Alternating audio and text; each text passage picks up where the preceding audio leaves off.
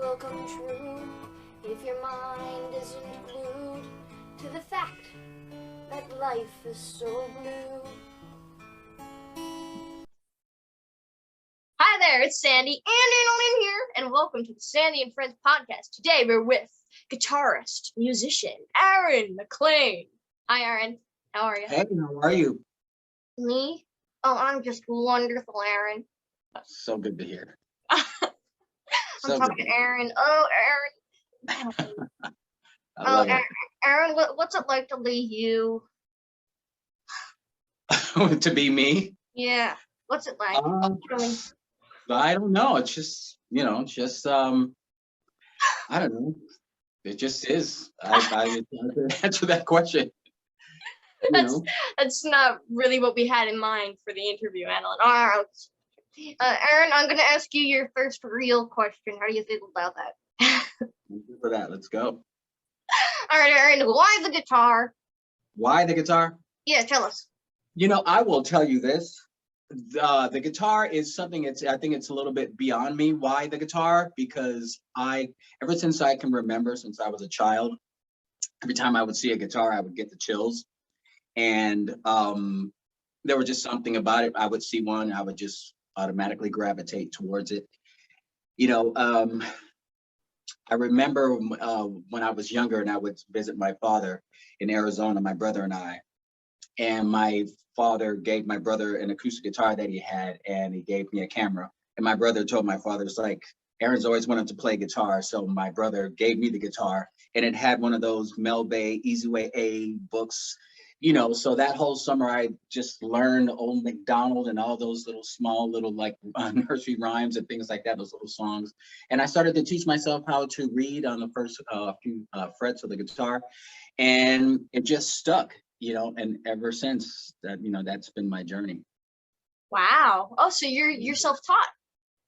Well, I taught myself for the first year or so, and then I started taking lessons once, about maybe 6 months or 6 to maybe 8 months into it. I started taking guitar lessons. I can tell you about how that went when I was in LA. It was kind of interesting, but yeah. Wait, tell us about the lessons. Tell us. Well, if you really want to know. I do. So I was really into skateboarding when I was a kid, right?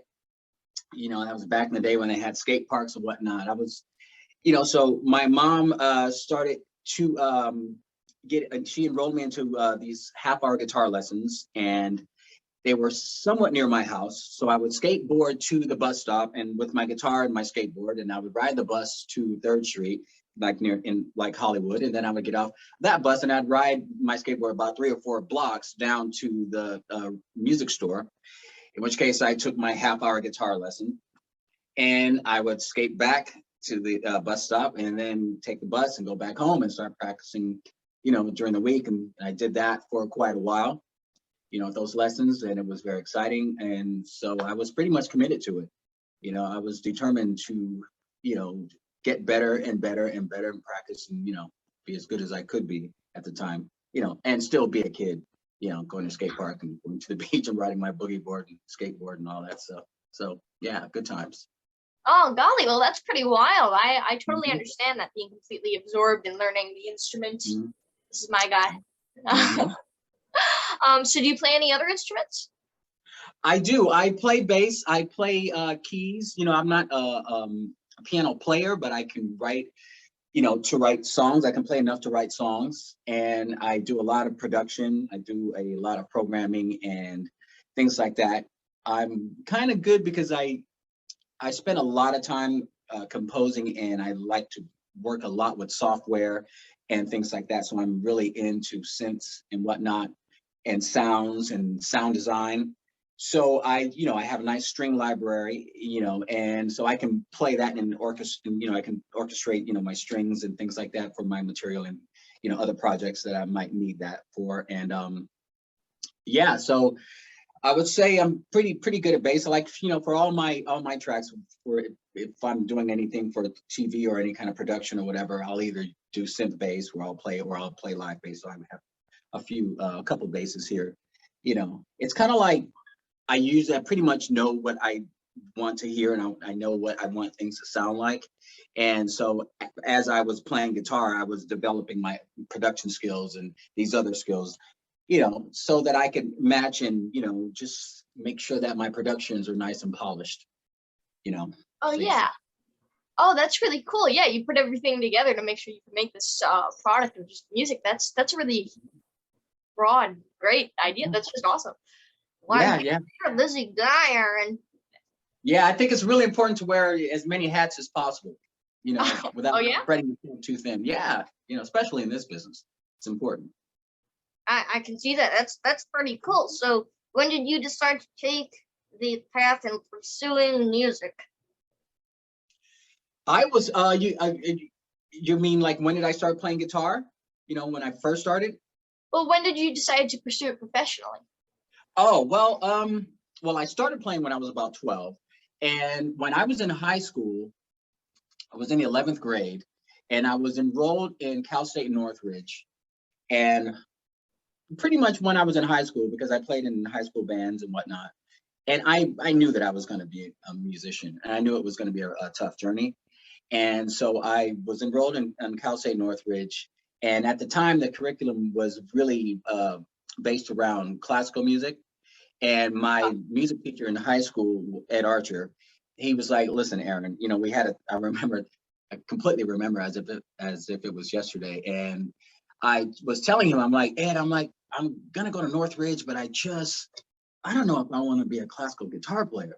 And so Ed was like, he goes, "Aaron, listen, and there's nothing wrong with it at all. Classical music is amazing, but he said, so listen, he goes, I went to Northridge, and I'm a music teacher here." And he goes, "I think you have the chops." So he recommended that I go to a music school called Dick Grove School of Music. And I took his advice on that, looked it up, and my mom took me down to Dick Grove, and went down for an orientation and realized that was, the course that I was going to take. And so I got enrolled, and so I went to Dick Grove for about 2 to 3 years, and that's where I went after high school. So I would say during high school, I knew that I wanted to be a musician. It was just, I don't know, I guess it was just in my blood, So from there, when I got into Dick Grove, I knew there was no turning back. So I was committed. And I have to say, when I started at Dick Grove, it was really, really intense.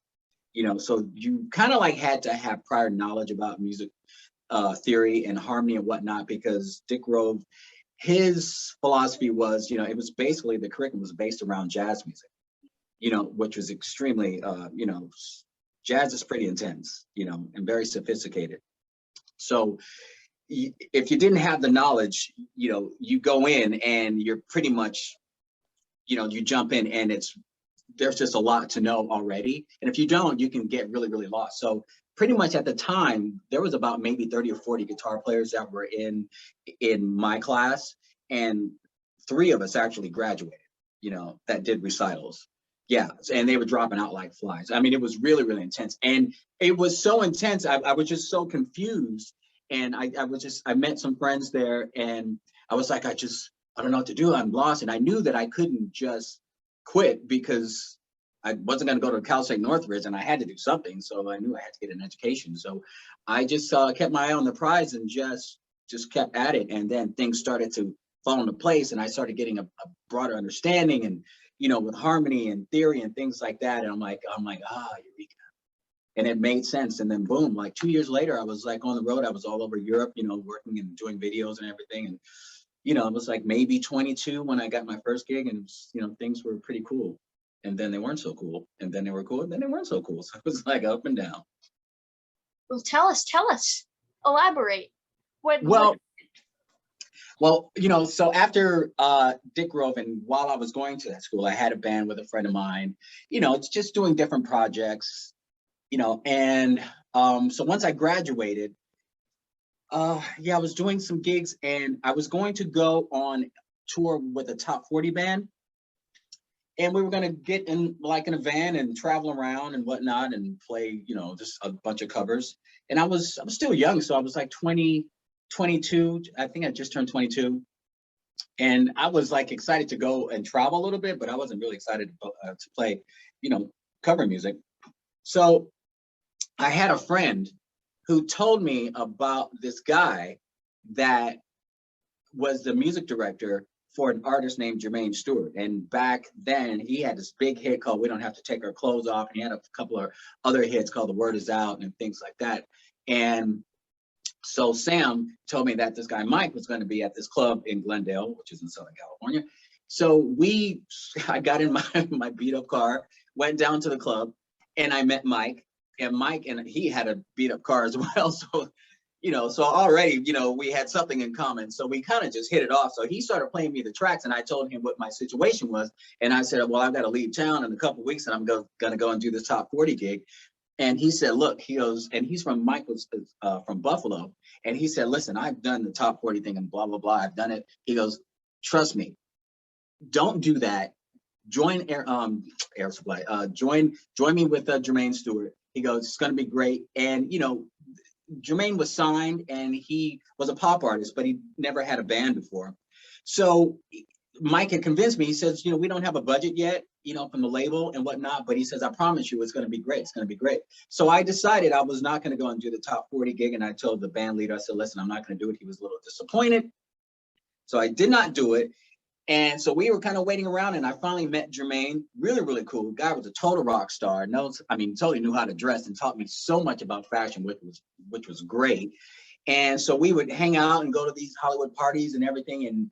And because there was no budget, we rehearsed. And I told you I'm in the Valley, right? So at that time, it was still hot.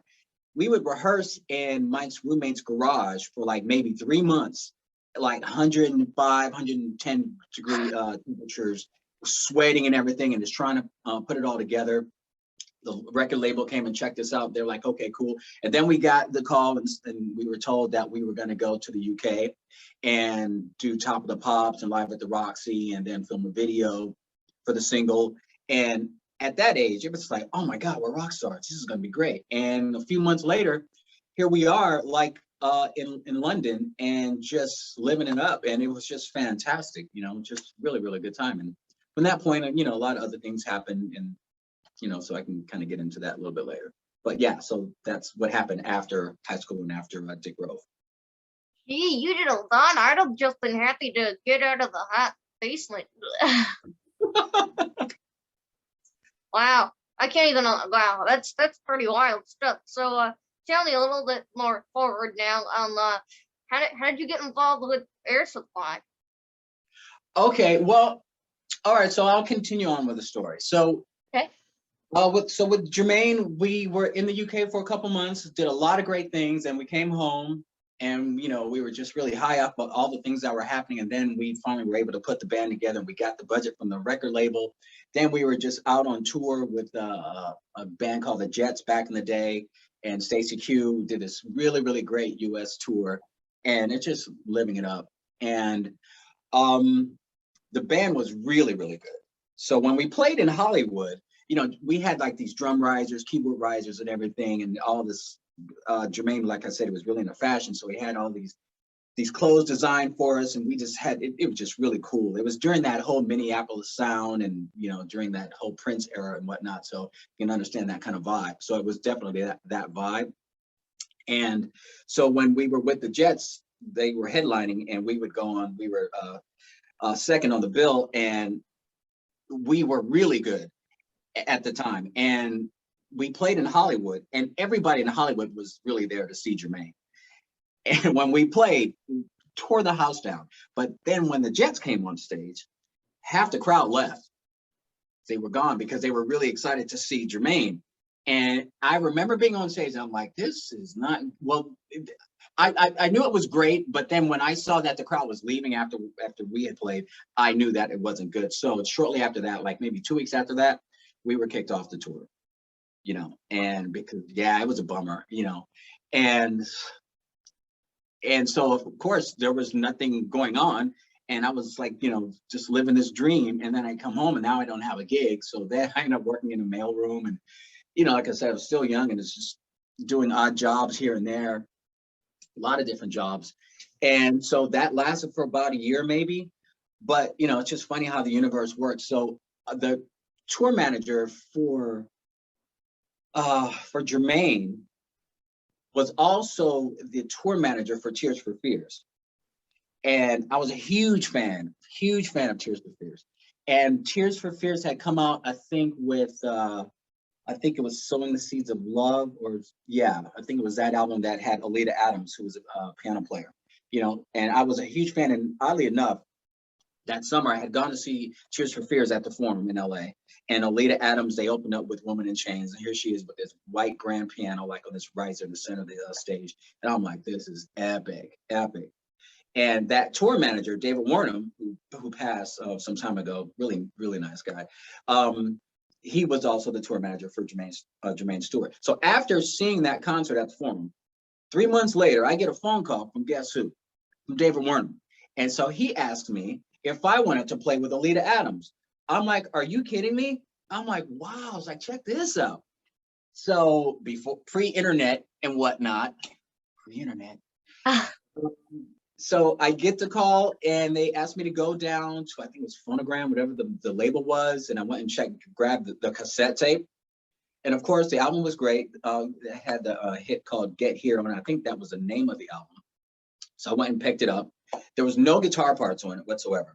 So I spent that maybe a couple weeks, or maybe just a week in my studio, in my bedroom studio, and made up guitar parts. Because the reason why they called me, because we were going to do a radio show in Texas, somewhere in Texas, I think in Houston.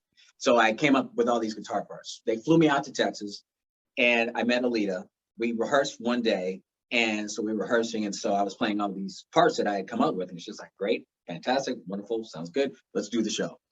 So did the show and killed it. It was great. And there was David and everything, and Alita, they were all happy, and the manager was there.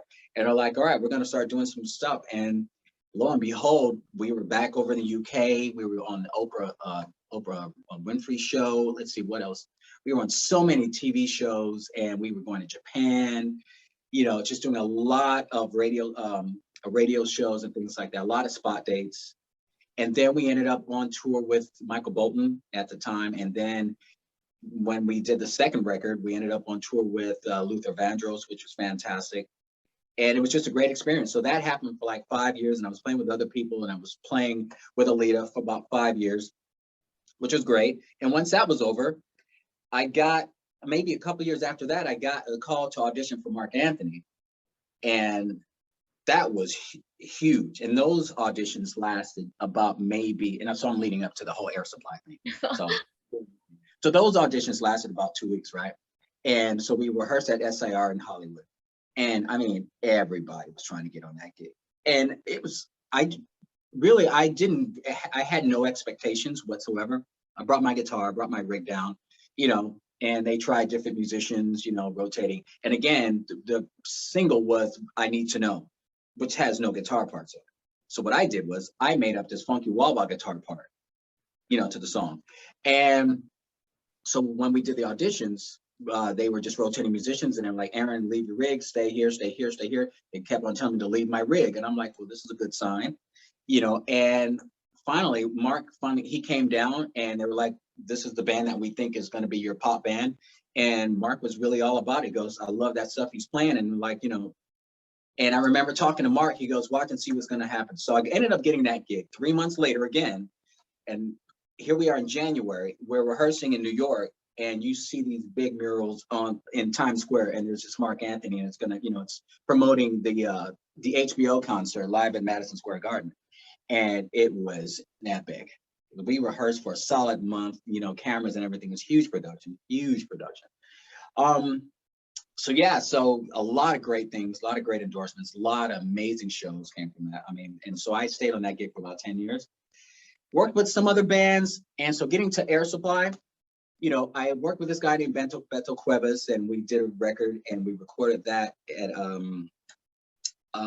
let's see, oh, I can't remember where we recorded that record, but it was really, really, really cool. And that record ended up getting a Latin Grammy, so I was excited about that. And so after that, I was working with another band called Boys Don't Cry. So here's how I got into Air Supply. So the bass player, Dion Estes, who was in Wham, and who else did he played with so many other people, you know, so Dion was great. So he was in this band Boys Don't Cry, where we would have, Fee Waybill from the Tubes and Terry Nunn from Berlin, they would come up and do 2 songs, and it was just cool 80s things. So we were playing in LA at the time, and Dion had invited the keyboard player who was with Air Supply, Amir Efrat. And at the time, Air Supply was looking for a new guitar player. So Amir came to the show that we were performing with Boys Don't Cry. And then so he reached out to Dion and said, hey, that guitar player, he was a bit of all right. So can you hook me up? So Dion's like, hey, Amir wants to contact you. So I'm like, sure. So Amir called me up and he says, yeah, we're looking for a guitar player. So he put me on the phone with Graham. And I told the story a million times. I told the story a million times. So I got on the phone with Graham, and Graham was like, he was so cool. And, I was excited to be speaking to Graham. Air Supply, it's Air Supply, because I grew up listening to those songs. And Graham was like, he goes, Aaron, man, he goes, Air Supply is not what you think it is. It's an in-your-face rock show. And I'm like, Air Supply is a rock band? I'm like, well, that sounds pretty cool. So it just so happens that 2 weeks later, Air Supply was going to be playing like 10 minutes from my house. So I went down to the Canyon Club, and I was sick as a dog. I had the worst flu. I mean, my nose was stuffy. I'm like, my throat. I'm like, oh, but I had to go. And I went and met Amir. And he brought me backstage, and I met Sparky, the tour manager. And Sparky took me into the dressing room, and there's Graham and Russell. And Graham is sitting down, and Russell's standing up. Russell was just silent, full-on rock star, man, full-on rock star. I'm like, wow. And I'm trying to play it cool. First of all, I'm sick as a dog, and second, I'm not like playing it cool, like with ego or anything, but just like keep it together because I'm so excited that these icons are like right in front of me. So they're sizing me up, asking me questions, and I'm, just can't remember exactly how the conversation went, but I just remember Graham was asking questions, and Russell was just sitting there just checking me out. And then I went and the rest of the guys in the band and crew at the time, and then checked out the show, and I sat and watched the show with Barry, the manager. And right out of the gate when they started, even the nights, I mean, every song, I was like, wow, that's Air Supply? That's Air Supply? And I'm like, I realized that I knew all those songs, but I didn't realize that they were all Air Supply songs. And I'm like, man, this is insane. So about a month later, I got like a board mix with the click track and all that stuff, just so I could learn the guitar parts. And I learned all the guitar parts, and they flew me out to, I'm not sure what town, what state, but the audition was the gig. So we did sound check, a few songs, and go. And that was the first show. And from that point on, it's like, it's been 11 years since. Ta-da! That is the wildest thing.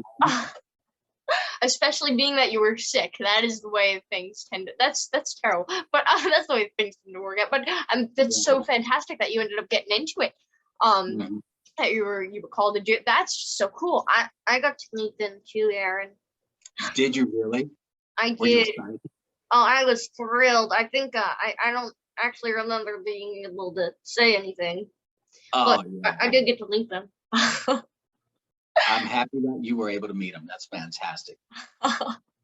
So, oh, you know what? I should let Annalyn really ask you. Really, what am I thinking? You're really. So, you're the musical director for Air Supply. So, what the heck does that mean? Well, I think, when you have, it just basically, you have musicians on stage, it's easier when there's one person that you can go to that, can keep things like in order, so there's not chaos and things like that. And also when you have arrangements and you have songs and you have like new ideas, and like I said, I've been composing and producing music for quite some time. So I kind of hear things, and I can hear things that, small little subtle changes, I think that can enhance a song, enhance an arrangement, without changing the song too much. I kind of like have a knack for creating these things and coming up with really, I would say, cool ideas. For the most part, if they're not, then it just won't work. But I like to try. I'm willing to try anything to see if it works. So with my experience touring for so many years and for production, as you can see, just working with my DAW and whatnot, and just creating songs, You know, I kind of like have a knack for that. And so I think Graham and Russell, they saw, they're like, oh, like you're making these cool little changes and kind of updating things a little bit, keeping us, you know, keeping things a little current. And it's like, you know, keeping a little, you know, little snap in the songs, you know, and things so that, you know, because you're playing a lot of you're playing the same songs for quite some time, you know, so I think it's cool to like kind of change these little transitions and whatnot, like the intro to, I don't know if you are familiar with the intro, that intro before Sweet Dreams. You know, Graham was like, you know, we need to come up with something. So I was like, all right, well, let me come up with this. You know, I came up with that little Ebo thing and then created this intro. And that's the intro that we have for, you know, that we've been using for quite some time now. You know, so things like that. And, you know, let's say Graham wants to pull a song out like, let's say, Without You. Well, I think we started doing Without You about 5 years ago.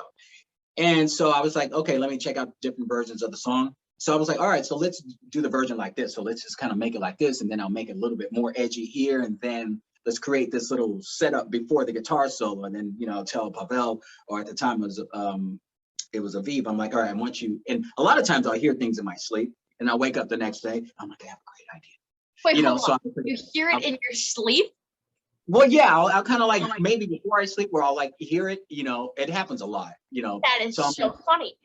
Yeah, yeah, it's crazy. So I'll hear it and I'm like, okay, cool. It's like, guys, let's do this. And I'm like, yeah, I want you to do this and, you know, and come into this little section. So therefore, it's not like a carbon copy of the version from like 15 to 20 years ago. It's like a more updated version, you know, or just different, you know. Right. So yeah, so just as an MD, and then a lot of times we'll like, you know, like if we're in Australia, sometimes we'll have like an orchestra with us, and there needs to be somebody that's going to communicate with a conductor, you know, and that person would be me. It's like, you know, to make sure I'll do the file sharing and things like that, make sure they have the charts, and if there's a conductor there, and I'll make sure that I'll give the cue for the endings and things like that, so the conductor can conduct the orchestra. So there's this nice little chain of command going on there, you know. So yeah.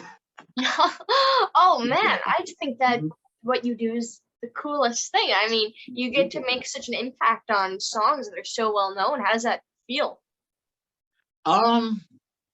It feels really good. What feels good is that to have Graham and Russell's trust, you know, and that makes me feel good, you know, because listen, these guys they're icons, they're legendary, you know, and it's just an honor to be a part of their legacy, you know, and I really do feel blessed, you know, because it's a needle in a haystack.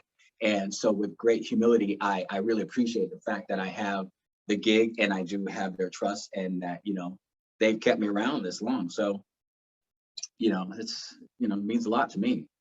Yeah.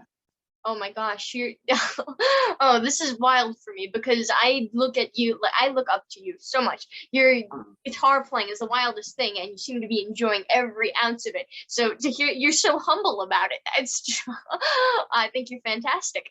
Oh, well, thank you so much. Humility is key.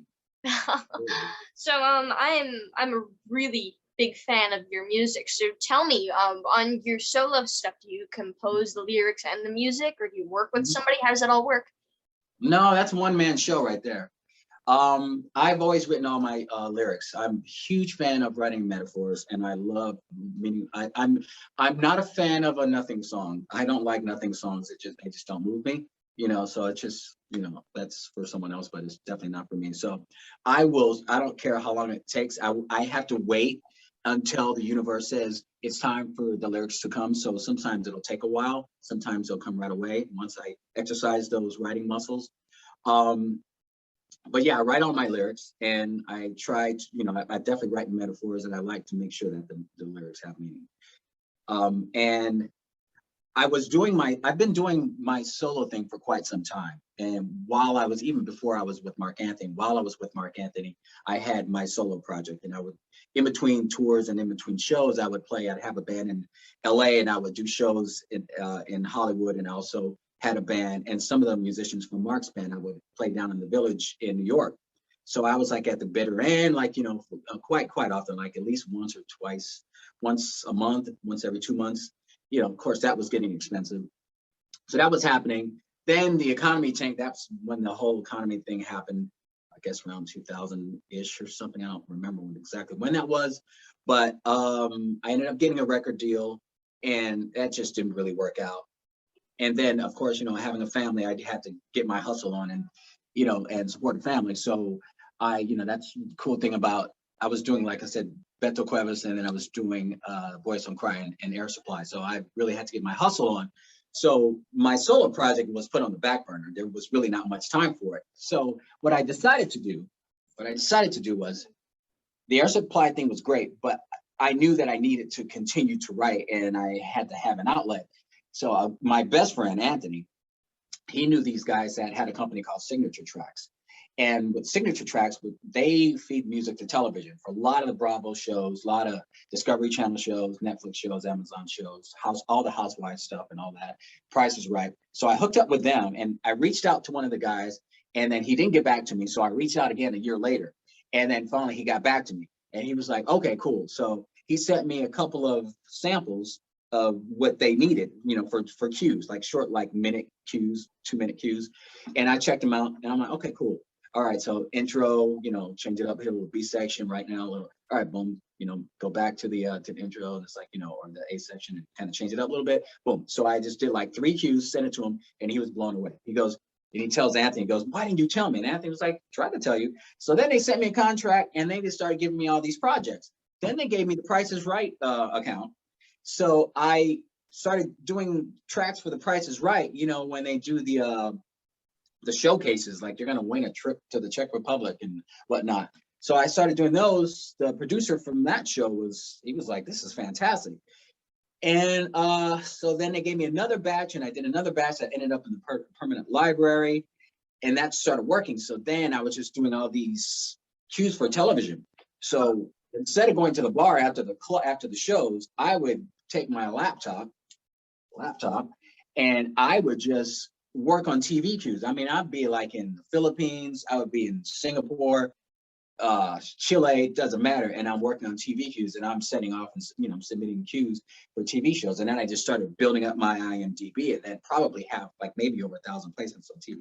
So that started bringing in a decent amount of money along with Air Supply. And so that was really cool. So I've been doing that for 5 years. And then my wife, she really started doing really well with her training. I mean, personal trainer to the stars. And let me tell you, she's got like the Woman King coming out, trains Viola Davis and a lot of other just amazing people. And it's just like, so she's just killing it.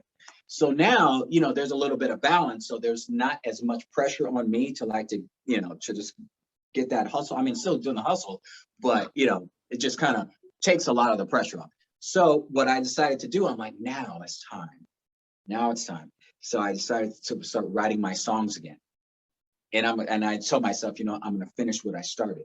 And so I wrote, my first song that I released was Headlights. And I had the music for that for a while. And then I'm like, okay, it was around December. I'm like, I need the lyrics because I hadn't written lyrics in so many years. That writing muscle it was an exercise. So it was just taking forever. And I'm like thinking maybe I should not even try it. How as an artist, should I do this? Should I not do this? Should I do this? You constantly second guessing yourself, but I decided to stop doing that. Hopefully it'll stick, but so I came out with Headlights, and then I decided to do a video for it. My cousin does videos, and I was like, hey, can you do music videos? And I wasn't even thinking about, all right, let's go ahead and do it, like a real music video. And then everything just started to fall into place. Oh. And then a good friend of mine, Ross Hogarth, is an amazing engineer, amazing. I was honored to have him mix my stuff. And then it was really, really cool. And then I decided to do another song. I decided to do Chapters, and then I'm just working more. So because I'm traveling so much and there's not a lot of time at home, I decided, right now I don't think I need a record label, and I'm not really trying. If I get a lot of success from it, that's fine. But really, I'm just trying to put out good music. That's all I want to do is put out good music. So I'm just putting out singles. I'm going to put out a song, do a video for the song, and put it out. And if people like the music, then they like it. If they don't like it, it's not their thing. It's like, it's all good. It's cool too. But I just want to put music out just to have something out there, that'll just be there forever. I'm so glad that you're putting out music. Oh, thank you. Oh, thank you so much. I'm glad you're glad. Oh no, really, really. So tell me, between recording and performing, goodness, you do so much. So what do you enjoy better? Do you enjoy putting together all these songs with your DAWs and all that, or do you enjoy going out on stage better?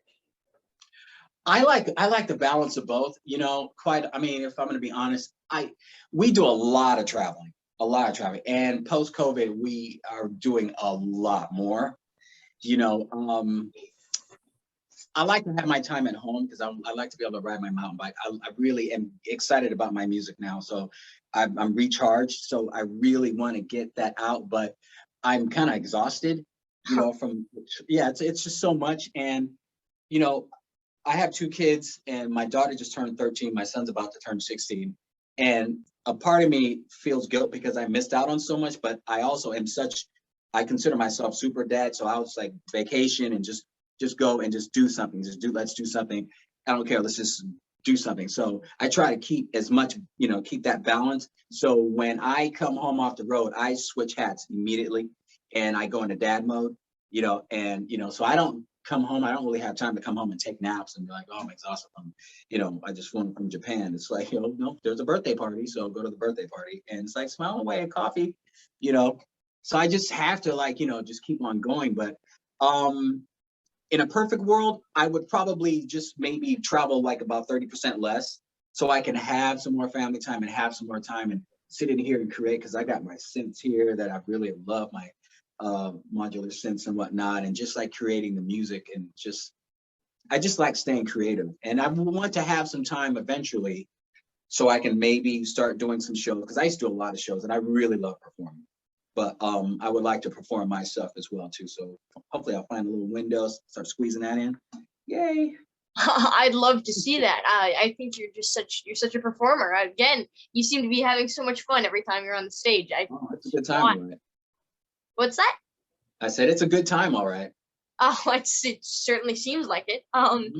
So, what am I gonna ask you next? All right. What is your favorite album of all time? Tell us. I probably would say Fair Warning by Van Halen. Ah, the guitar. Yeah, I'm a huge Van Halen fan. I would say, yeah, that, and then maybe songs from the Big Chair, Tears for Fears. Oh, awesome. Yeah, and probably Reality by David Bowie. Oh, I was just told I should listen to David Bowie. That's really funny that you're bringing that up. I mean, I've always been a David Bowie fan, so my all-time favorite artist is definitely David Bowie. I mean, Van Halen because of the rock element, because of Eddie Van Halen. Tears for Fears, just like those great songs, songs from the Big Chair. I think those songs are timeless. But just Bowie as, just for who he is, the type of person he is, and the stuff that his career, and he is just so honest with himself. He just doesn't care. And he, even since when he was Ziggy into like Bowie, it's just, he is who he is, and some people are into Bowie, some people aren't. But I mean, listen, you really can't say anything about it, because that guy is a bona fide true artist, and he completely is my idol, always has been and always will be. Oh, I love that. Oh, that's so cool. Oh, oh man. Well, gee, that leads into what's your favorite song ever? I don't really know. I don't really, I really can honestly say I don't have a favorite song.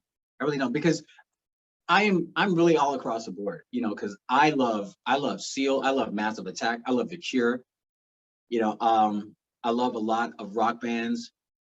It would really be hard for me to say what my favorite song is.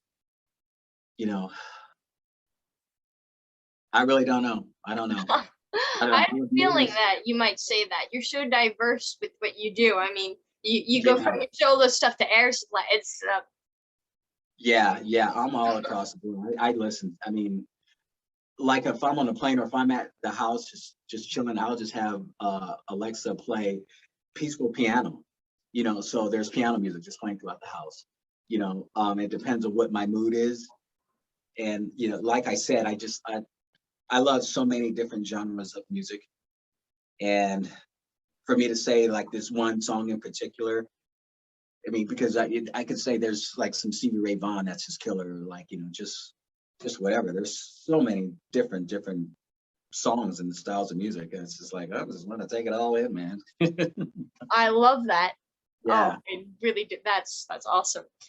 So what are you up to in your, you know, I should really let her say it. Really? Oh, what are you up to in your spare time, Aaron? Spare time? Well, you know what? That's what I'm looking forward to because I have a week and a half off. I'm like, okay, let me try to get some spare time, you know, open up some spare time. But right now I'm working on my my wife's, you know, we have our website and we're doing a new video series for workout video series for her workouts. And the theme is called Train Like a Woman King, you know, inspired by the upcoming movie, The Woman King. So I'm working on those videos and placing the songs into the workouts and all that stuff and doing that editing. So once I'm trying to knock that out today and tomorrow and get back into my song so I can finish my song up before I split. So I told myself, because we have been traveling so much, you know, I was catching colds and everything. And I'm like getting, you know, I was so exhausted. I just told myself, all right, I need to get back on my mountain bike. So my spare time, my favorite thing is mountain biking. You know, I am hardcore into mountain biking. Oh, I thought that was a metaphor. No, I mountain biking. My son is into mountain biking. We get on the ski lifts, we get the full face helmet, we get padded up and everything. And we come down, we're doing black diamond, double black diamond. And I started my son off on mountain biking, I think when he was 5. And I had him going down like on a 20-inch bike, front suspension. And I would say, yeah, I had him, I don't know, maybe I shouldn't say this, but I had him going down a black diamond, you know, trail and everything. And, you know, some sections and features that we would stop and get off the bike and let him walk the bike. But he's just a beast on the bike. And as he started growing, I remember I'm riding, I'm killing him. I'm like, Roman, keep up, you know. And so he's behind me, making sure, and I'm looking back, making sure he's cool. And it's gotten to the point now, Roman, wait up. So now he's so fast. I'm like, I don't know if I got slower or maybe I was just fast or this boy just got super fast. So, I mean, so that's what we do. We go to Big Bear, we go to Mammoth, and maybe about half a mile down the street, we can get lost up in the mountains. The rocks are single track. We can just climb for like maybe a mile to 2 miles, you know, and then we'll put the pads on and get the GoPro going and we're hitting jumps and berms and all that stuff. And it's kind of crazy. Most people would be like, are you serious? But that's it. And if when I have the time, and the last time I went was about a month ago.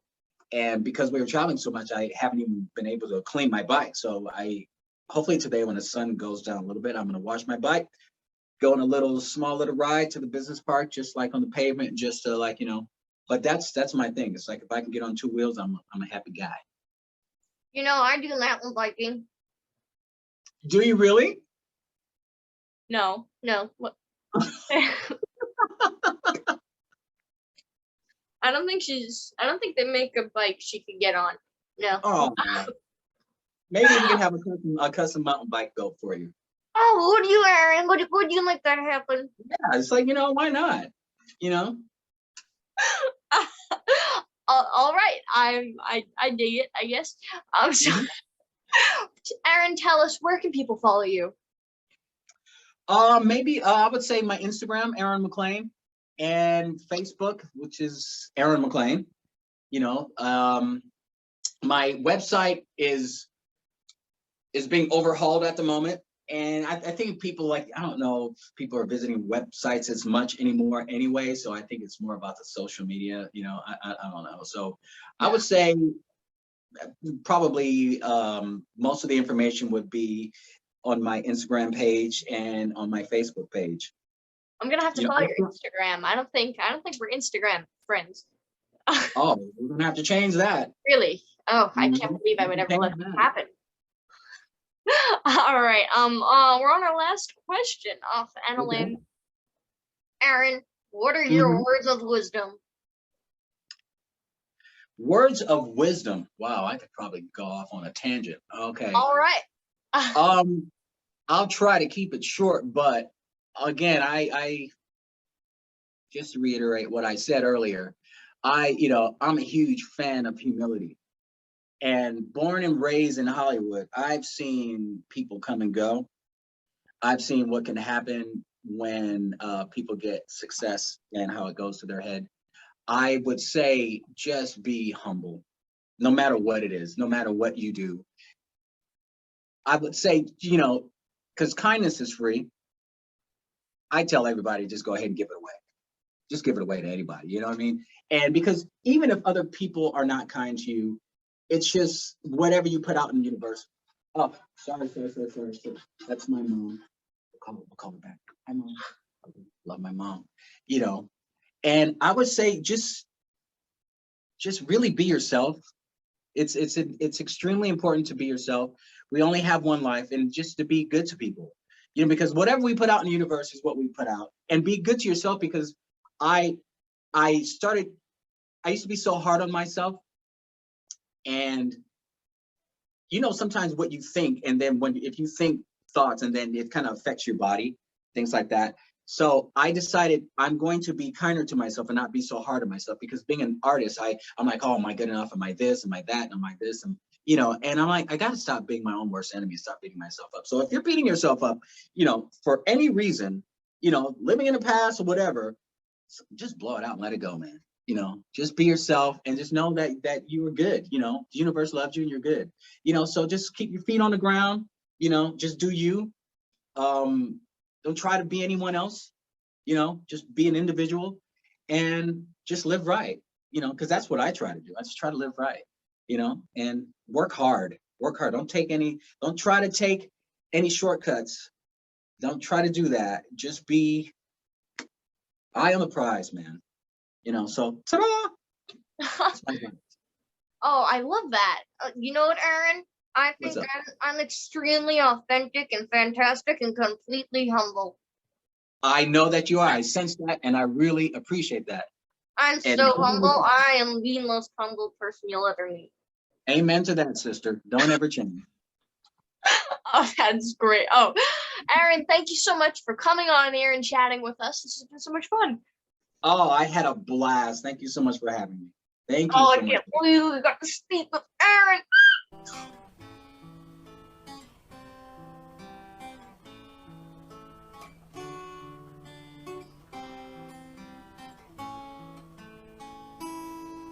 Beyond the clouds and the rain, a place where your sadness drains, where the sun peers over your sadness and your pain.